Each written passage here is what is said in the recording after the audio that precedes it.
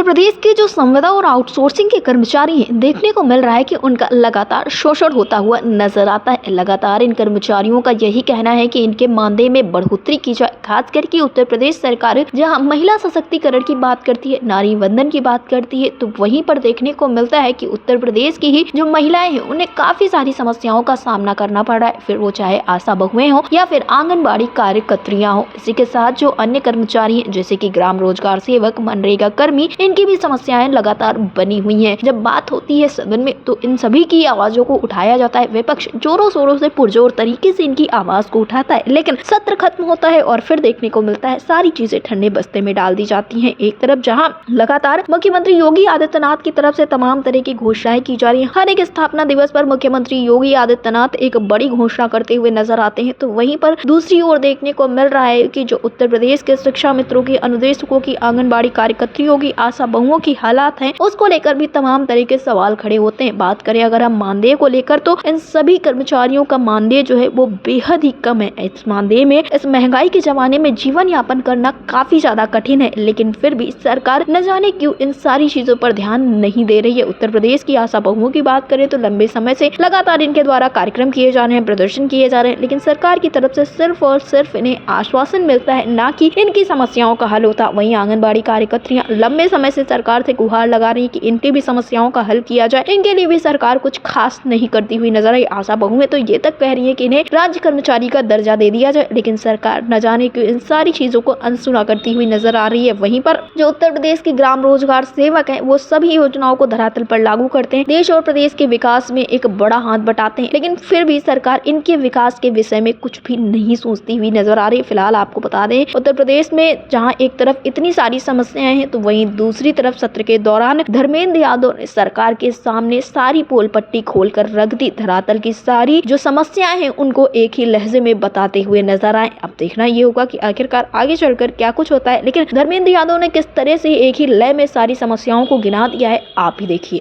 शिक्षा मित्रों को केवल 10,000, आंगनवाड़ी को केवल 5,000, सहायकों को केवल 2700 और अनुदेशकों को केवल 8700, पंचायत शाखा को केवल 5,000, रसोइयों को केवल 2,000। सभापति महोदय, ये है उनकी मानदेय। साथ ही साथ इस मानदेय के साथ उनके ऊपर उनके ठेकेदार और नियुक्तिकर्ताओं ने जो संविदा की है उसमें बुरी तरह से सभापति जी शोषण हो रहा है। सभापति जी सुन लीजिए, बहुत गंभीर मामला है और देश के अंदर सेवाओं में सबसे आगे, अभी SIR में सबसे ज्यादा यही लोग लगे हैं और कई एक की आत्महत्या कर चुके हैं, इनको हार्ट अटैक हो चुका है। इसलिए सभापति जी मेरी एक दो मांग सुन लीजिए, मांग सुन लीजिए सभापति। मेरी सीधी मांग है, केंद्र सरकार जो 5 ट्रिलियन इकोनॉमी की बात करती है, दुनिया की तीसरी चौथी अर्थव्यवस्था की बात करती है, उत्तर प्रदेश सरकार भी दावा कर। सर एक मिनट सुन लीजिए, इन कर्मचारियों को स्थायी किया जाए। स्थायी कर्मियों की जो सुविधाएं हैं, सेवाएं हैं, स्वास्थ्य लाभ है, बीमा, उनके परिवार की सेवाएं हैं,